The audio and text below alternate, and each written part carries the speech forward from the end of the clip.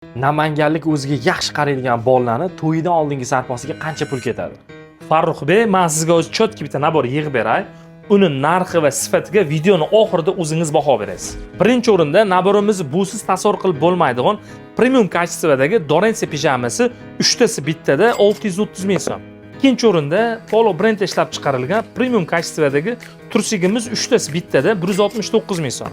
Uchinchi o'rinda kuyov bolalarda bo'lish shart bo'lgan Berak firmasida ishlab chiqarilgan mayka narxi 45 ming so'm, bundan ikkita. To'rtinchi o'rinda esa hammada ko'p yoqiladigan mahsulot bu Paypal Hermes brendida ishlab chiqarilgan. Bu naborda 6 ta bo'ladi, 6 tasining narxi 170 ming so'm.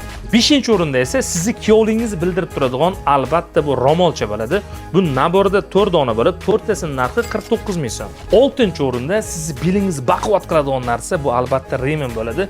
James Bond bo'lish xohlasangiz, Bond remendan albatta oling. Buni narxi atiga 150 ming so'm. Bu naborimiz o'ziga yaxshi qaraydigan kuyovlarning barchasiga birdek ma'qul keladi. Bu naborimizning narxini qulay qilib $100 deb belgiladik. Agar bu nabor sizga qiziq bo'ladigan bo'lsa, direktdan murojaat qiling. Bu videoni yaqinda o'ylanadigan tanishingizga yuborib qo'ying.